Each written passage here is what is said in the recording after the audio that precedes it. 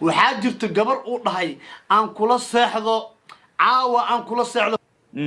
العموم نيو نينكي وحو سميي wax bini aadamka bax ah oo rag qof rag ah oo san ku dhaqmin in adiga aan ku soo weydiistay aan dhahay hal ii geeyo CK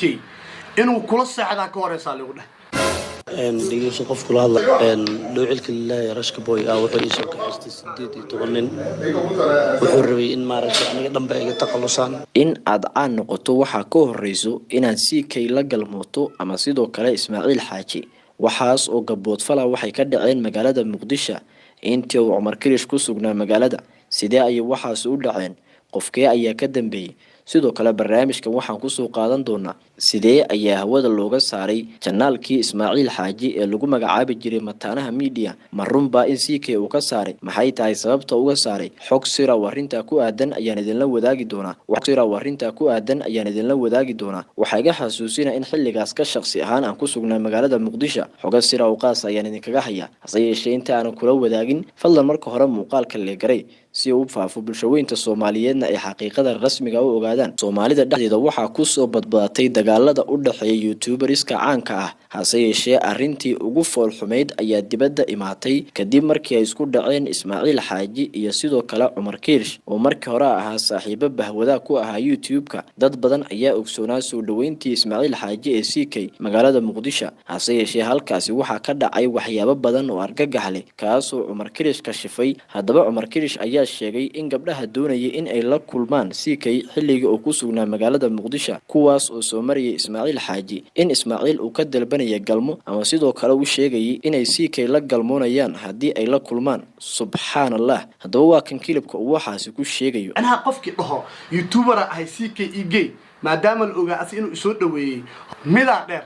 wallahi billahi tallahi ilaahi iga hadalsiinaya afkayga ha qalloociyo waxaa jirta gabar uu dhahay aan kula seexdo caawa aan kula seexdo farxiyo diyaano gabar waxaa jirta uu ku yiri caawa aan kula seexdo ilaahay soo wuxuu qoray ugu dambeyntii gabadhaas in aniga dadka ila shaqeynaya ee kamid ahayd maxaa dhacay waxaa liigu sameeyay dhahay aniga waxaa liigu sameeyay in adiga aan ku soo weydiistay aan dhahay hal ii geeyo CK inuu kula seexda ka horeysa lagu dhahay hadaa rabtid way ku kala kacay hal mar oo kula seexdo maxay ka dhibay oo noocaas muu yahay ma biso maraya waxaas ahaan ka sheekeenayo qofkii igu sameeyay ninkaas ayuu ahaa haddaba dhanka kale inta aan si wadan xogta CK iyo xoga kale sir u idin hayo waxa sidoo kale barta YouTube-ka soo fariistay Ismaaciil Xaaji kaas oo soo kashifay cod sira oo ku keysaday dhigiisa CK xilligii ay saaxiibada ahaayeen waana CK oo qorshe dila u maleegay rashka boy haddaba bal codkaas aynu isla dhageysano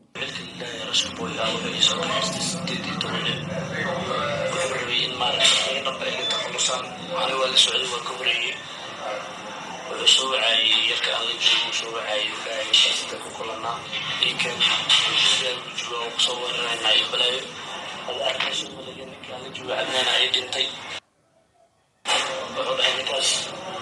لما الجوا أنا وما بدي وضحني تعودنا كبرنا ربنا كبرني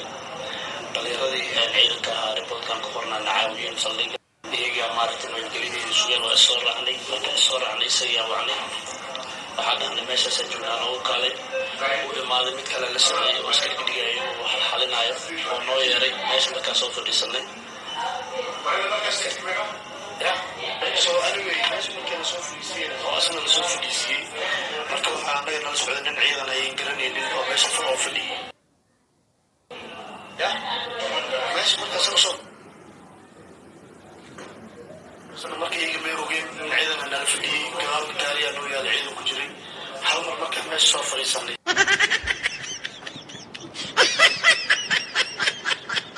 asdid iyo toban urdiisa la soo gashay dagaalada inay bilaabeen ciidanka soo kala horteen qaarkood la qabtay kuwana way horteen kuwii qabtaa saaxiibkii abalinka dhexda ku qabtay sanka ka jibiyay sanka dhawaa jiray aniga hadii dhibac ay gaarto la soco rashka boy oo maqan taasan kaaga baxaya أسأل كان وأسأل عنها لكن ستوشن كان بجرو مدفع عمان واحد يعني وحي لا يعني حتى روح إيجار رشد بويا ومخن حتى صوت فريسة كانوا وشان haddaba daawadayaal mar kale waxaan kula wadaagayaa muuqaal waraysi lala yeeshay Ismaaciil Xaaji oo si rasmi ah u cadeynaya in janaalkiisii uu Cumar Kirish hawada ka saaray janaalkaas oo subscribe-tiisu ay ku dhaweyd 200,000 oo subscribe. haddaba bal clipkaas aynu isla daawano inta aan idinla wadaagin xogaha kale iyo macluumaadka sirta oo idin hayo. العموم نيو نينكي وحو سميي wax bini'aadnimo ka bax ah oo rag qof rag ah oo san ku dhaqmin exactly niyo rag way isqabtaan waa la dagaalaa laakiin ninka rag ah waliga xaniyaha lagama qabto si walba hada uu awood badisid waa sax hadda dadka idaawana inta haddii aad qofka awood badiso in aad xaniyaha qabataa isku dayin waxa ragnimo ah inaad ka fogdo aad iyo marka niyo ninka waxa waay dhabar jab aad u culus oo igu sameeyay waliba ani xataa waxay ugu noqotay Ismaaciil ahaanteeda ama kaaqi la yab